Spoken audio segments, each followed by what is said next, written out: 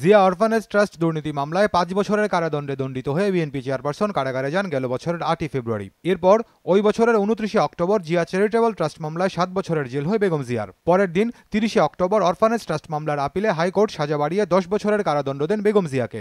এই সময় একে একে ৩২টি মামলায় গ্রেফতার দেখানো হয় বেগম জিয়াকে। এর মধ্যে দণ্ডিত ২ মামলাসহ ৩১টিতে জামিন পেলেও কুমিল্লার নাশকতার মামলায় হুকুমের আসামি বেগম জিয়ার জামিন আটকে গেলে বিলম্বিত হয় মুক্তি প্রক্রিয়া। এই অবস্থায় হাইকোর্ট কুমিল্লার মামলায় জামিন দিলেও চেম্বার আদালতে আটকে যায়। এ বিষয়ে শুনানির জন্য রোববার দিন ধার্য রয়েছে। এছাড়া মানহানির আরও একটি মামলাসহ আরও ৪টি মামলায় গ্রেফতার রয়েছেন বেগম জিয়া।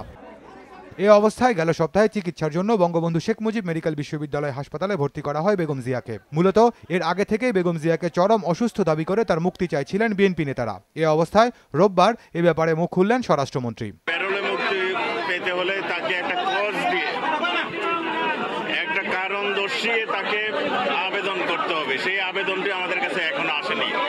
আসলে তারপরে আমরা চিন্তা করব আমরা তিনি যাবেন কি যাবেন। এদিকে ঢাকায় এক অনুষ্ঠানে বিএনপি মহাসচিব দাবি করেন সরকার বেগম জিয়াকে উন্নত চিকিৎসা না দিয়ে মানবাধিকার লঙ্ঘন করছে।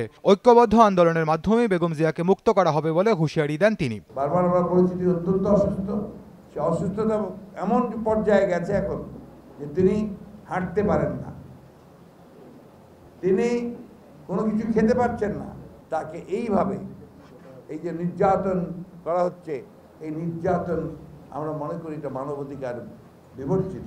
জনগণকে সঙ্গে নিয়ে আমরা ঐক্যবদ্ধ আন্দোলন তৈরি করব গণতন্ত্র পুনরুদ্ধারের জন্য, গণতন্ত্রের নেত্রী মাতা দেশনেত্রী বেগম খালেদা জিয়াকে মুক্তির জন্য।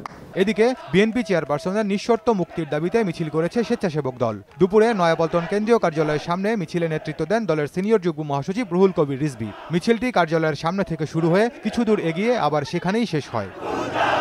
খান মোহাম্মদ রুমেল, সময় সংবাদ, ঢাকা।